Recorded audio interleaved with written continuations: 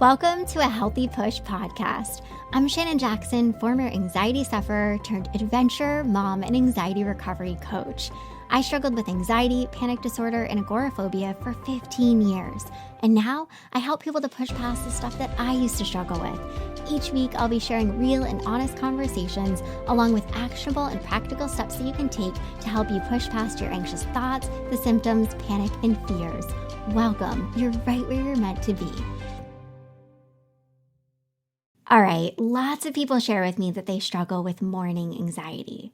They share that they either wake up and immediately feel anxious, or they wake up and the anxious thoughts and feelings slowly creep in as they start their day. I want you to know that whichever of these resonates with you, this episode will be hugely helpful to you. But before I jump into some helpful tips and tools, I want to talk about a couple of things that I think are really helpful to be aware of when it comes to morning anxiety. The first is that multiple studies have shown that cortisol, which is the stress hormone, is often at its highest during the first hour of waking up. Interesting, huh? This is more of a fun fact, but I'm telling you this because it's also a really helpful thing to be aware of. I want you to acknowledge that you're feeling really anxious when you first wake up is not always due to something that you're doing in the moment. When you're already struggling with stress and anxiety, mornings can be especially challenging for this reason alone. But luckily, there are things that you can do to lower your stress levels, which is what we'll dive into in just a minute. Okay, the second thing is regularly waking up feeling anxious or panicked likely means that you're living in a constant stressed state. And what I mean by this is that much of your days are filled with feeling stressed, anxious, and experiencing anxious thoughts, symptoms, panic, and fears. And when your brain is constantly being bombarded with these things, it's no wonder you wake up feeling anxious. Sleep is a wonderful thing, but unfortunately, sleep alone can't magically heal a whole ton of stress and anxiety. So this means that if you're often anxious throughout the day and you're going to bed feeling anxious, you're likely going to wake up feeling anxious. This is why I talk so much about the importance of creating a healthy relationship with anxiety. One where you're taking small, healthy steps every day and throughout the day to help you to create healthy responses and healthy habits that will allow you to work through the stress, the anxious thoughts, symptoms, panic, and fears in a healthy way so that they don't keep popping up, especially at the very start of your day.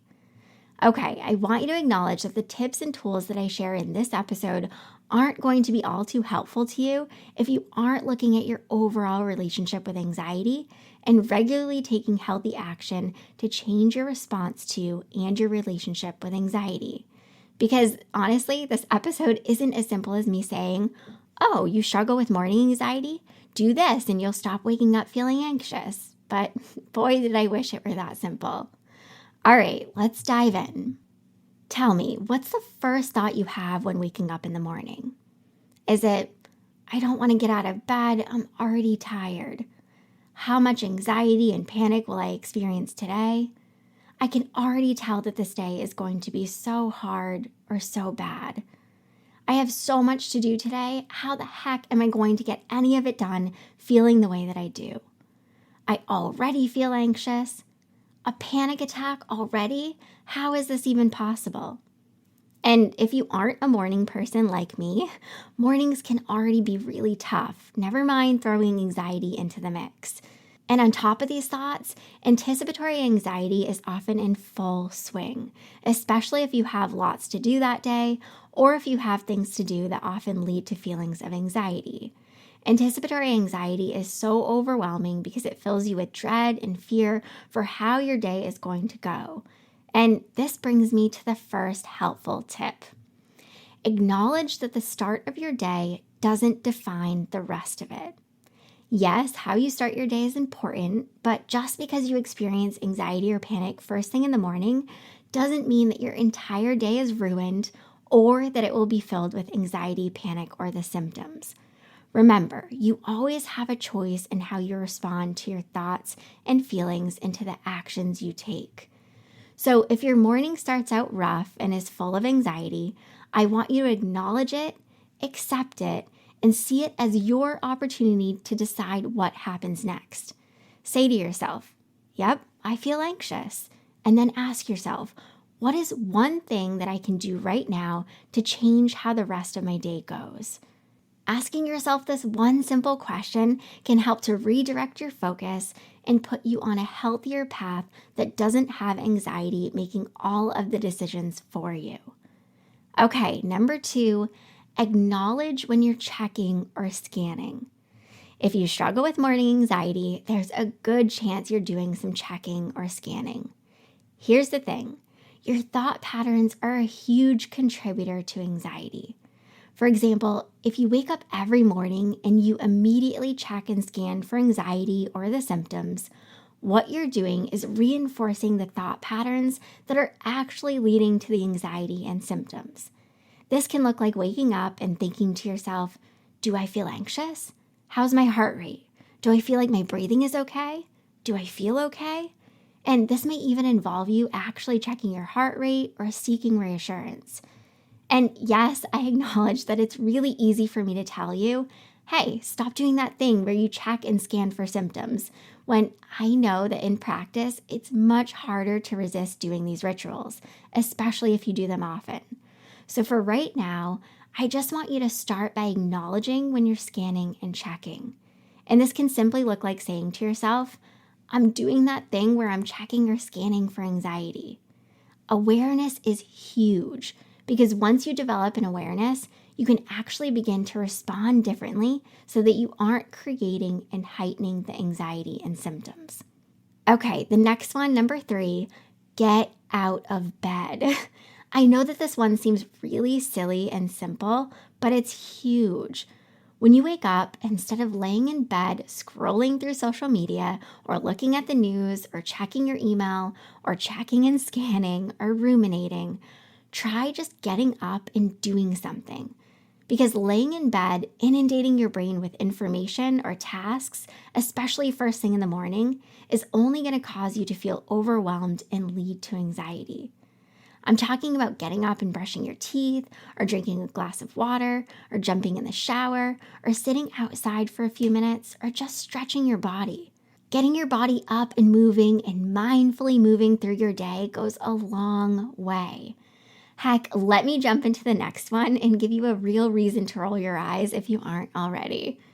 The next is create a morning routine. Did you roll your eyes? Yep, I get it. Whenever people would talk about creating a healthy morning routine in relation to anxiety recovery, I would cringe, like so hard. But having a morning routine and sticking to it can go a long way, because getting present and intentional in the morning can make such a huge difference in how you feel throughout the day. For me, it was so helpful to set a morning routine because, well, my brain, like all brains, love routine.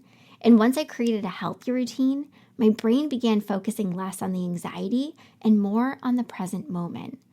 My morning routine looks like getting up, walking to the kitchen, and drinking a full glass of water while looking outside. I say a few affirmations, then I do some stretches while my cats walk all over me, and then I cook breakfast and I sit down to the table to eat with Amelia and Adam, while the cats beg for some bacon. For you, maybe your morning routine includes making your bed, or exercising, or sitting outside, or putting on some music and jamming out, or meditating, or spending some time with your pets, or reading. And for you, this might mean that you have to get up 10 minutes earlier so that you aren't rushing around in the morning. And on the flip side, if you're planning to wake up 10 minutes earlier, you should probably go to bed 10 minutes earlier. And trust me, carving out this time is well worth it. Because you know the mornings when you're feeling rushed and behind before you even start, those mornings only lead to or add to the anxious thoughts and feelings. I want you to try it out. Think of what your morning routine could look like and really give it a shot. All right, number 5, set and commit to healthy habits. If you've been listening to me for any amount of time, you know that I am so big on healthy habits. Healthy habits are huge and they go a long way in the anxiety recovery journey. It's so important to make healthy decisions throughout the day because whatever decisions you make throughout the day will roll into the evening and into the next day. Healthy habits can look like moving your body for a half hour every day, drinking lots of water, taking breaks when you need to, saying no, practicing mindfulness, doing something that you enjoy doing every day, getting out in nature, making sleep a priority, making time for self-care, and the list goes on. Healthy habits are intentional, and you have to make a choice to set and stick to whatever habits you create, because habits require lots of practice and repetition to really stick and to see the benefits from doing them. Speaking of healthy habits, the next is so important, and it's to eat breakfast. I know you might be thinking, Shannon, what? So let me explain. Eating breakfast is so important because your mind and body are connected. Your mind can't thrive unless you're giving your body the nutrients and fuel it needs. If you skip meals or you don't eat a balanced breakfast, especially the first meal of the day, your body is going to feel run down and tired, and it's going to wreak havoc on your blood sugar levels. And when your blood sugar levels are off, you can experience things like shakiness, sweating, dizziness, feeling jittery, anxiousness, and brain fog. I can speak to personal experience because in the morning, I used to wait and eat breakfast while driving to work, and I typically just ate a granola bar. And I can tell you that I often experienced those symptoms that I just listed, as well as having very low energy throughout the morning and into the rest of my day. Now, I sit down and I eat breakfast at the table within an hour of waking up. And my meals include a protein, a fat, an unprocessed carb, and a fiber. And I feel so much better than I used to. I don't get hungry, I don't experience the symptoms, I have lots more energy, and I feel better all around. Don't underestimate the seemingly little silly things. Eating a balanced breakfast is something that can actually prevent you from feeling anxious. And it's really quite an easy thing to implement in the grand scheme of things. So rather than skipping breakfast or only reaching for a cup of coffee or a granola bar at the start of your day, start being intentional and making time for and eating a balanced breakfast. All right, number 7, look to see what you can take off of your plate, but not your breakfast plate. Funny? I know, I try.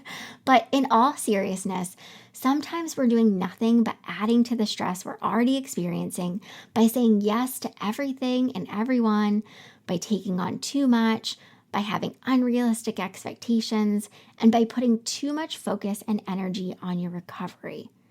I want to talk about that last one for a minute because it's something that I often see people doing, and it only adds to the stress and anxiety that you're already experiencing.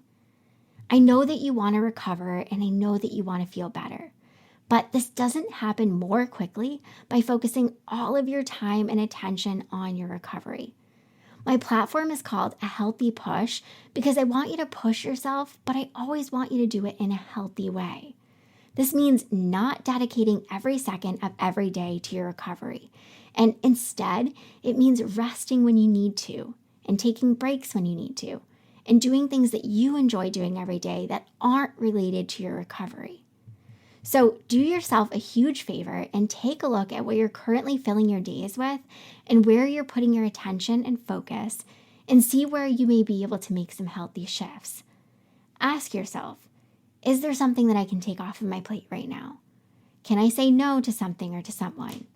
Are my expectations of myself and my journey realistic? Am I resting when I need to?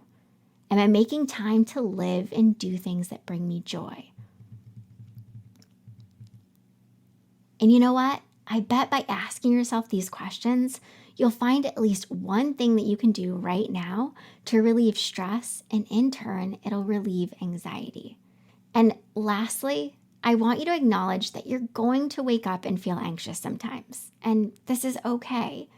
Like I said at the beginning of this episode, waking up feeling anxious doesn't mean that the rest of your day will be filled with anxiety or panic. Remember, you choose how you respond to your anxious thoughts and feelings and to what actions you take. All right, I want to ask you something. Did you see a theme in these 7 tips? Yep, there's a theme, and it's mindfulness. Mindfulness is one of the most helpful tools when it comes to anxiety recovery. Because the reality is that when you start moving more mindfully throughout your day and choosing where you put your focus, you start to shift your brain away from the anxious thought patterns that often lead to anxiety, the symptoms, panic, and fears. You truly start to train and teach your brain how to experience more peace. Mindfulness is one of the biggest tools that supported my recovery. And when you become intentional about using mindfulness as a tool, well, you'll start to experience lots more peace, joy, and freedom. Start by evaluating what small shifts and healthy actions you'd like to start taking, and just pick one to start with. And maybe it's the one that resonated with you most today.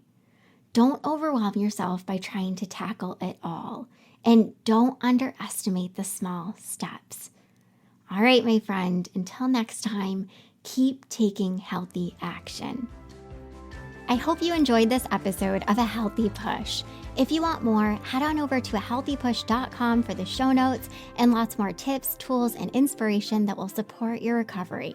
And if you're hoping for me to cover a certain topic, be sure to join my Instagram community at A Healthy Push and let me know in the comments what you want to hear next.